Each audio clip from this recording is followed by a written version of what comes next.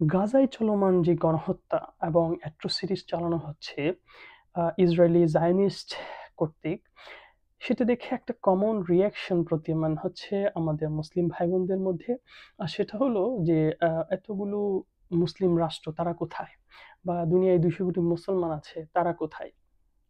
এটা নিয়ে আমার ভিন্ন একটা পার্সপেক্টিভ, ভিন্ন একটা মানে আন্ডারস্ট্যান্ডিং এবং অবস্থান আছে।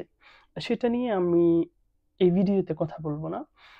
এই ভিডিওটা যে কারণে করছি সেটা হলো এই, যে গাজা বা ফিলিস্তিনে যে সমস্যাটা চলছে এবং যে গণহত্যা চলছে, সেটাকে মুসলিম পার্সপেক্টিভ থেকে দেখলে হবে না। এটাকে দেখতে হবে হিউম্যানিটেরিয়ান পার্সপেক্টিভ থেকে। Let me repeat it. গাজায় যে গণহত্যা চলছে, চালানো হচ্ছে ইসরায়েলি জায়নিস্ট কর্তৃক, সেটাকে মুসলিম পার্সপেক্টিভ অথবা কোনো ধর্মের পার্সপেক্টিভ থেকে সীমাবদ্ধভাবে দেখলে হবে না।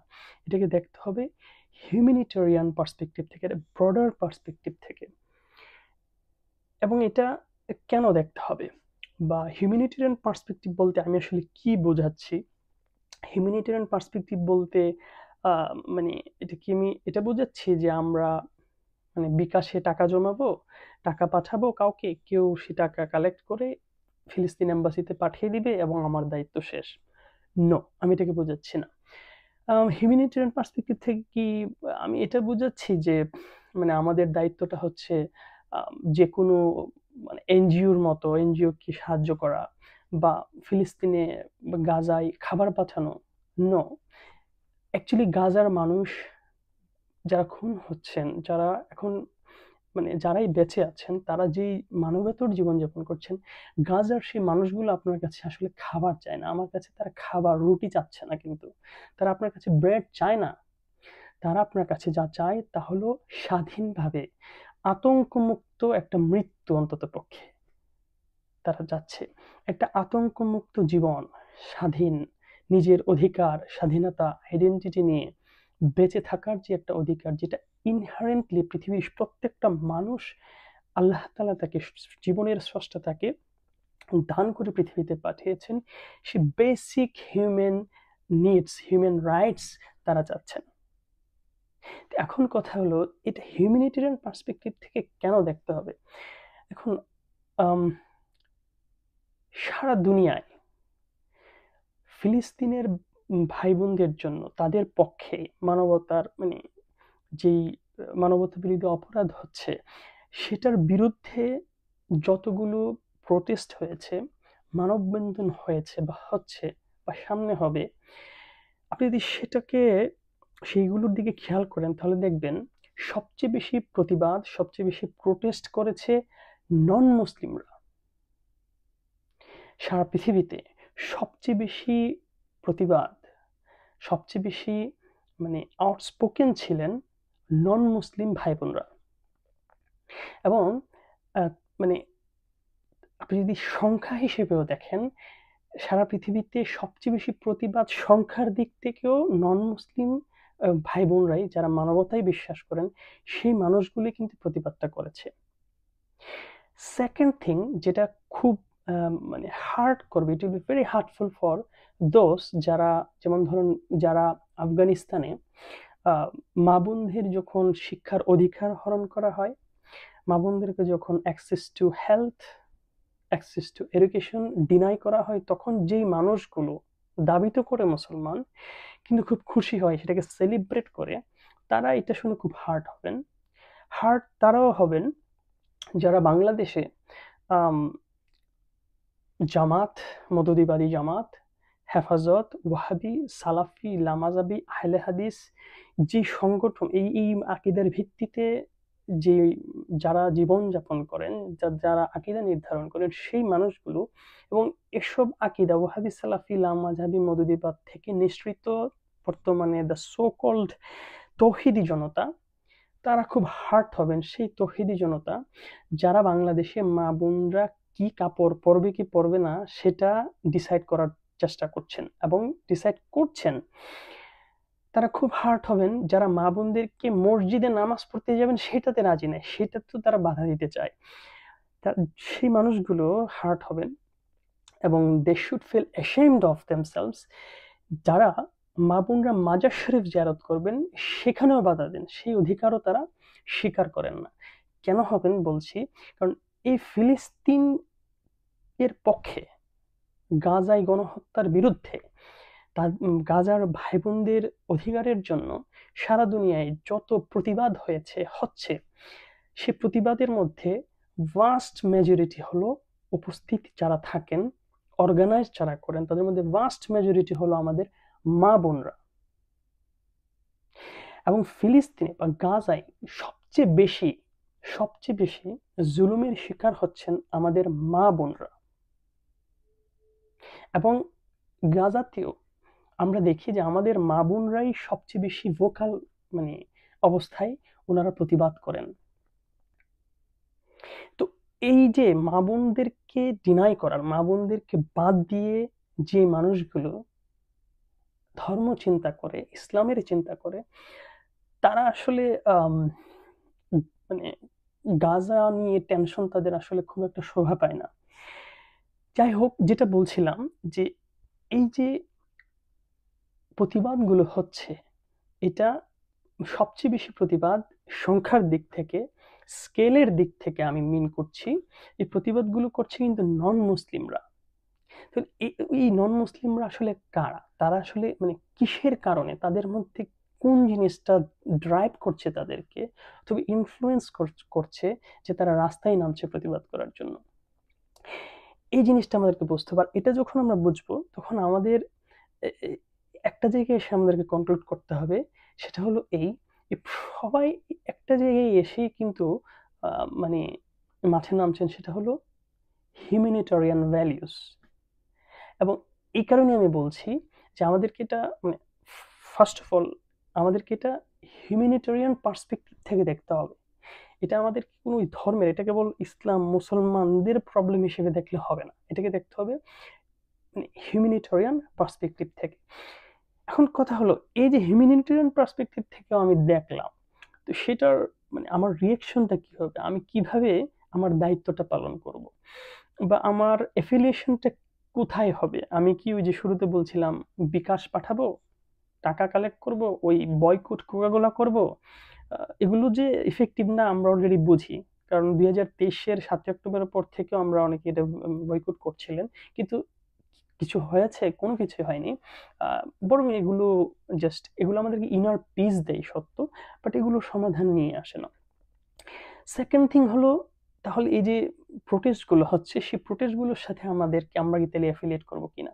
দ্য আনসার ইজ ইয়েস, এই প্রোটেস্ট গুলো ইম্পর্টেন্ট। কিন্তু আপনি একটা জিনিস যদি খেয়াল করেন, দেখবেন এই সারা দুনিয়াব্যাপী যে প্রতিবাদগুলো হচ্ছে, যারা মানববন্ধন করছেন, যারা রাস্তায় নামছেন, তারা সবাই নিজেদেরকে অরাজনৈতিক বলতে প্রেফার করেন। তারা নিজেদেরকে সাংগঠনিকভাবেও প্রাউডলি বলেন যে আমরা অরাজনৈতিক সংগঠন। এবং এটাই one of the main reason যে কারণে এই প্রতিবাদগুলো লাখো কোটি মানুষের প্রতিবাদ হওয়া সত্ত্বেও আলটিমেটলি এগুলোর কোনো আউটপুট আমরা দেখি না, এগুলো কোনো ভালো ফলাফল দেখা যায় না, বা সমাধান ডেকে এনেছে এমন কোনো ইনিশিয়েটিভ আমরা দেখতে পাই না। যদিও সারা দুনিয়ায় সবচেয়ে বেশি সংখ্যার দিক থেকেও কিন্তু এই মানবিক মূল্যবোধ রাখে এমন মানুষের সংখ্যা কিন্তু বেশি, যারা ফিলিস্তিনের পক্ষে, যারা জায়নিস্টদের এই জুলুমের বিপক্ষে। অথচ এগুলো একেবারেই কোনো ধরনের মিনিংলেস হয়ে দাঁড়িয়েছে, যে এগুলোর কোনো আলটিমেট কোনো রেজাল্ট আমরা দেখতে পাই না, যদিও আমরা সংখ্যার দিক থেকেও বেশি। তো এটা কেন হচ্ছে? আমরা এখানে এসে যাকে আমি কোট করতে চাই এবং যার ফিলোসফিটা আমি তুলে ধরতে চাই, তিনি হলেন বস্তুর ঊর্ধ্বে মানব সত্তার প্রবক্তা, ওয়ার্ল্ড হিউম্যানিটি রেভলিউশনের প্রতিষ্ঠাতা এবং ইনসানিয়ত বিপ্লব বাংলাদেশের যিনি প্রতিষ্ঠাতা ও চেয়ারম্যান, আল্লামা ইমাম হায়াত। তিনি বলছেন যে দুনিয়ায় যত আমরা মানবতায় বিশ্বাসী যে মানুষগুলো আছি, আমাদের সবাইকে মানবতার ভিত্তিতে ঐক্যবদ্ধ হতে তো হবে, এবং সেটা সুনির্দিষ্ট রাজনৈতিক দিশা, রাজনৈতিক দিগদর্শন নিয়ে আমাদেরকে ঐক্যবদ্ধ হতে হবে। কেবলমাত্র অরাজনৈতিক থাকা মোটেও আমাদের কোনো কাজে আসবে না, আমাদেরকে অবশ্যই রাজনীতিতে আসতে হবে। তিনি বলছেন যে মানে আপনি যখন মানে আ আমরা যখন মানবতায় বিশ্বাসী মানুষগুলো যখন রাজনীতিতে না থাকি, তো রাজনীতি কি আর খালি থাকে? এই জায়গাটা কি খালি থাকে? এটা কি কেউ নিয়ে নেয় না? অবশ্যই নিয়ে নেয়। কারা নিয়ে নেয়? নিয়েছে মানবতা বিরোধী শক্তিরা। মানবতার against এ যাদের অবস্থান তারা। এজন্য আমাদেরকে, আমরা যারা মানবতায় বিশ্বাস করি, আমাদেরকে আ মানবতার রাজনীতিতে আসতে হবে। ইমাম হায়াত তিনি মানবতার রাজনীতির প্রবর্তক। একমাত্র ওয়ার্ল্ড হিউম্যানিটি রিভলিউশনই একটা মাত্র রাজনৈতিক প্ল্যাটফর্ম যেটা বলছে যে দুনিয়ায় মানবতার রাজনীতির চর্চা করতে হবে। এবং সেটা কেমন? সেটা কেমন মানবতার রাজনীতি? সেটা শুরুতে আমি যে বলছিলাম যে আমরা হিউম্যানিটেরিয়ান পার্সপেক্টিভ থেকে আমাদেরকে গাজাকে দেখতে হবে। আমাদেরকে হিউম্যানিটেরিয়ান পার্সপেক্টিভ থেকে সারা দুনিয়ার সকল সংকটগুলোকে হিউম্যানিটেরিয়ান পার্সপেক্টিভ থেকে দেখতে হবে। মানবিক দৃষ্টিভঙ্গি থেকে দেখতে হবে। প্রথম কথা হলো এই মানবতার রাজনীতির কেন লাগবে? এবং দুনিয়ায় যে চলমান রাজনীতি তা দিয়ে কেন হবে না? দুনিয়ার যে চলমান রাজনীতি তা দিয়ে এই কারণে হবে না, প্রথম কথা হলো তাদের দিয়ে 1000 বছরও কিছু হয়নি। বরং এই দুনিয়ার চলমান রাজনীতির কারণেই মূলত এই গাজার বর্তমান যে সংকট, সেই সংকটে আমরা নিপতিত হয়েছি। নট অনলি ইন গাজা, আমাদের রোহিঙ্গা ভাই বোনরা কি চরম সংকটে। দুনিয়াতে একমাত্র নয়, কিন্তু একদম ফিউ কমিউনিটিস আছে, জনগোষ্ঠী যারা স্টেটলেস, যাদের কোনো রাষ্ট্রই নেই একেবারে। অথচ আল্লাহ তাআলা কি মানুষকে রাষ্ট্রহীন, কোনো ধরনের মানে আ থাকার মতো, নিঃশ্বাস নেওয়ার মতো অধিকার, স্বাধীনতা নিয়ে বেঁচে থাকার মতো কি অধিকার দিয়ে পাঠাননি? অবশ্যই পাঠিয়েছেন। তাহলে তাদেরকে দ্য সো কল্ড স্টেটলেস কারা করেছে? কিভাবে হয়েছে? It is politics. তো এইজন্য এই কোন পলিটিক্সটা আমাদেরকে এই অবস্থানে নিয়ে এসে দাঁড় করালো? গাজার ভাই বোনদেরকে, অথবা আমাকে, আপনাকে, সারা দুনিয়ার প্রত্যেকটা মানুষ আজ বিভিন্নভাবে জুলুমের শিকার। আমরা সবাই কোনো না কোনোভাবে মজলুম অবস্থায় আছি। আমরা যদি বাংলাদেশে মাইনরিটি না হই, অন্য কোথাও আমরা মাইনরিটি। ইন্ডিয়ায় যারা মেজরিটি তারা বাংলাদেশে মাইনরিটি। যারা বাংলাদেশে মেজরিটি তারা অন্য কোথাও মাইনরিটি। This is reality. তো এই যে আপনি আ এই অবস্থায় আমরা কেন আসলাম? এর প্রধান কারণ ইমাম হায়াত বলছেন যে দুনিয়ায় ২ ধরনের রাজনীতি দুনিয়াকে নিয়ন্ত্রণ করে আসছে। সেটা হলো, একটা হলো জাতীয়তাবাদী রাজনীতি। দুনিয়ায় যে রাষ্ট্রগুলো আছে, সবগুলো রাষ্ট্র জাতি রাষ্ট্রের ভিত্তিতে, আমরা নেশন স্টেটস হিসেবে আত্মপ্রকাশ করেছি রাষ্ট্রগুলো। এই যে জাতি রাষ্ট্রগুলোর ভিত্তি মূলত বস্তুবাদী জাতীয়তাবাদ। সে বস্তুবাদী জাতীয়তাবাদের যেই মেকানিজমটা, এটা রাজনীতির মাধ্যমেই কিন্তু আ রূপ নেয়, এবং রাজনীতির মাধ্যমে রাষ্ট্রগুলো পরিচালিত হয়। এবং সেই জাতি রাষ্ট্রের একটা শিশু যখন গ্রো হয়, আমরা দেখি না আর্টিফিশিয়াল ইন্টেলিজেন্স এর মাধ্যমে একটা রোবট তৈরি হয়। সেই রোবটটাকে চিন্তা করবে, রোবটটা কি বলবে, কি বলবে না, আ এটা কে ইনসার্ট করে তার ভিতর? যে এটাকে বানায়, যে প্রোগ্রামিংটা করে। এখন এই জাতীয়তাবাদী রাষ্ট্রে যে প্রোগ্রামিংটা হয়, সে প্রোগ্রামিংটা আর্টিফিশিয়ালি আমাদের মধ্যে এক ধরনের, আমাদের ব্রেইনে এমন একটা চেতনা দিয়ে দেয়, যে চেতনা আমাদেরকে আল্টিমেটলি জাতীয়তাবাদী হিসেবেই গড়ে তোলে। এবং আমরা এমনভাবে গড়ে উঠি যে আমাদের কাছে আ মানে মানে একটা নির্দিষ্ট একটা দাগের বাহিরের মানুষকে আপন মনে হয় না। কারণটা কি? এই দ্বন্দ্বের কারণটা হলো, এই কনসেপ্টটা আপনার ভিতরে কেন আসলো? আপনাকে স্পেসিফিকলি কোনো জাতির না, কোনো জাতি বা জাতীয়তায় বিশ্বাস না করলে আপনাকে যেই হেয় করে দেখা, আপনাকে ছোট করে দেখা, আদারিংটা করা, যে আপনি অন্য কেউ, এই কনসেপ্টটাই দিয়েছে জাতীয়তাবাদ, বস্তুবাদী জাতীয়তাবাদ। ভাষার ভিত্তিতে, ভৌগোলিক সীমারেখার ভিত্তিতে, অথবা এথনিসিটির ভিত্তিতে আপনাকে বলা হচ্ছে আপনি হলেন অন্য কেউ। এই যে রোহিঙ্গা, তাদেরকে মায়ানমারে বলা হচ্ছে তোমরা বার্মিজ নও, তোমাদের এথনিসিটি আমাদের সাথে মিলে না, তোমরা আলাদা, তোমরা এখানে থাকার অধিকার তোমাদের নাই, বিকজ তোমার একটা ডিফারেন্ট রিলিজিয়ন আছে, তোমরা ভিন্ন ভাষায় কথা বলো। এইটা হচ্ছে মেইন ইস্যু। এই রাজনীতিটা থেকে, এই রাষ্ট্র থেকে আমাদেরকে মুক্ত হতে হবে। আমাদেরকে এই মানবতায় বিশ্বাসী মানুষগুলো দেখবেন প্রতিবাদ তো করছে, কিন্তু সে আবার ব্যক্তি জীবনে নিজেও জাতীয়তাবাদী। এটা থেকে আমাদেরকে যদি মুক্ত হতে হয়, তাহলে আমাদেরকে ঘোষণা দিতে হবে, ইমাম যেটা বলছেন যে জীবন বস্তুর ঊর্ধ্বে। জীবন বস্তুর ঊর্ধ্বে এবং প্রত্যেকটা মানুষ তার ভৌগোলিক সীমারেখা দ্বারা তাকে কি করা যাবে না, তাকে কনফাইন্ড করা যাবে না। তাকে প্রত্যেকটা মানুষ জন্মগত ভাবেই বিশ্ব নাগরিক এবং এই মানবতাকে মানে খণ্ড বিখণ্ড করার অধিকার কারণে ইমাম হায়াত একটা অখণ্ড মানবতার কথা বলছেন। ইমাম হায়াত একটা স্লোগান দিচ্ছেন যে এক মানুষ সব মানুষ, সব মানুষ এক মানুষ, সব মানুষ ভাই ভাই, মানবতার দুনিয়া চাই। এই স্লোগানটা উনি যে দিচ্ছেন এখানে এটা খুব ইম্পর্টেন্ট। কারণ আসলে কিন্তু এই যে মানুষগুলো আমরা সারা দুনিয়া ব্যাপী মানে প্রতিবাদ করছি গাজার মানুষের পক্ষে, কি আমাদেরকে ইউনাইট করছে? হিউম্যানিটেরিয়ান একটা ব্রাদারহুড, হিউম্যানিটেরিয়ান ভ্যালিউস। আমরা কিভাবে ইউনাইটেড হব সেই ফিলোসফি ইমাম হায়াত দান করছেন। তিনি বলছেন যে কোনো ভৌগোলিক সীমারেখা আমাদেরকে আলাদা করতে পারে না। গাজায় যদি কোনো সমস্যা হয় এটা আমার প্রবলেম, একই প্রবলেম যদি আফ্রিকাতে হয় এটাও আমার প্রবলেম। প্রত্যেকটা মানুষ ভাই ভাই, এই আমার ভাইয়ের সংকটে আমি পাশে দাঁড়াবো এবং কোনো দাগ, কোনো বর্ডার আমাকে অন্য কাউকে মারার লাইসেন্স দিবে না। সেকেন্ড একটা রাজনীতির কথা ইমাম হায়াত বলছেন, সেটা হলো ধর্মের নামে রাজনীতি। এইটা খুবই খুবই বোঝা জরুরি। কারণ গাজায় যে বর্তমান যে সংকটটা চলছে সেই সংকটটা অপর দিক থেকে যারা জুলুম করছে তারা মূলত এই ধর্মভিত্তিক রাজনীতির মানে চর্চা করছে। এই যে রাষ্ট্র হিসেবে ইসরায়েলটা যারা প্রতিষ্ঠা করতে যাচ্ছে তারা কারা? তারা জায়নিস্ট।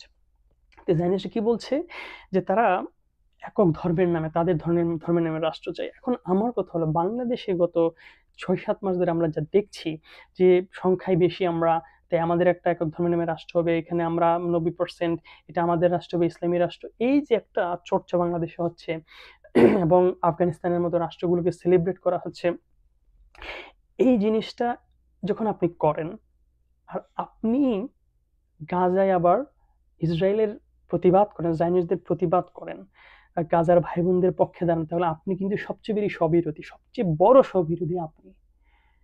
আপনি প্রতিবাদ করে আসলে কোনো লাভ হবে না এবং এই কারণে লাভ হচ্ছে না।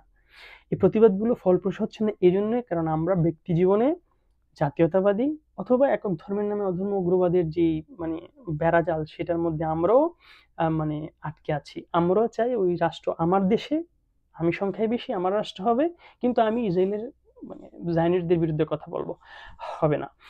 আমাদের দিনের কেবলাভূমিতে যে সৌদি গোত্রবাদী একটা ওয়াহাবিবাদী স্বৈর রাষ্ট্র কায়েম আছে, সেটার বিরুদ্ধে কি আপনি কথা বলেছেন বা বলেন? বলেন না। তাহলে আপনি জায়নিস্টদের বিরুদ্ধে আপনি কেন কথা বলছেন? আপনার কি সেই মরাল অথরিটিটা আছে? নাই কিন্তু।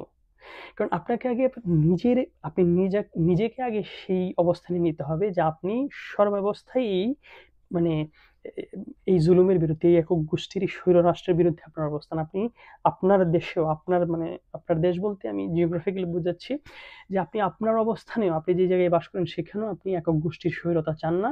আপনি গাজায়ও চান না, আপনি ফিলিস্তিনেও চান না, আপনি দুনিয়ার কোথাও একক গোষ্ঠীর স্বৈরতা চান না। আপনি সারা দুনিয়ায় সর্বজনীন মানবতার রাষ্ট্র, বিশ্ব কাঠামো চান।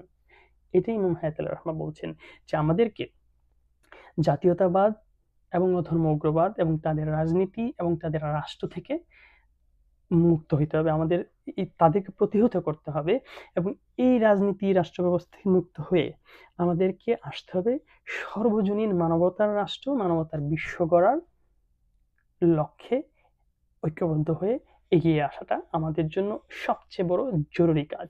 এবং এটা মানে এই মানবতার রাষ্ট্রের ফিলোসফিটা কি সেটা নিয়ে হয়তো অন্য কোনো সময় কথা বলা যাবে।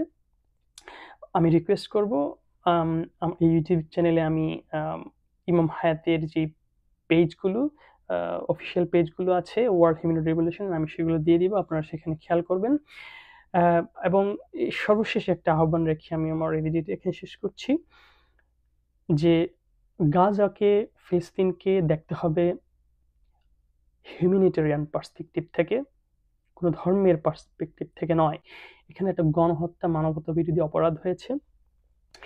এবং দ্বিতীয়ত আমাদেরকে, আমরা যদি প্রতিবাদী হই, আমরা যদি চাই যে না আমরা গাজায় অধিকার চাই, স্বাধীনতা মানে নিরাপত্তা চাই গাজার ভাই বোনদের জন্য, তাহলে আমাদেরকে একই সাথে জাতীয়তাবাদ থেকে একক ধর্মের নামে অধর্ম উগ্রবাদের মানে রাজনীতি রাষ্ট্র কাঠামো থেকে, তাদের স্বৈরতা থেকে, তাদের দর্শন মানে উগ্রতা, আইডিওলজি যাই বলি সেগুলো থেকে আমাদেরকে মুক্ত থাকতে হবে।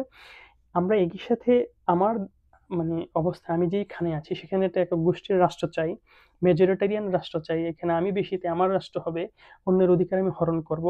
কিন্তু আবার অন্য জায়গায় জাস্ট অপোজিট আমার অবস্থান হবে, এটা হবে না। আমরা দুনিয়ার প্রত্যেকটা জায়গায় সর্বজনীন মানবতার রাষ্ট্র চাই।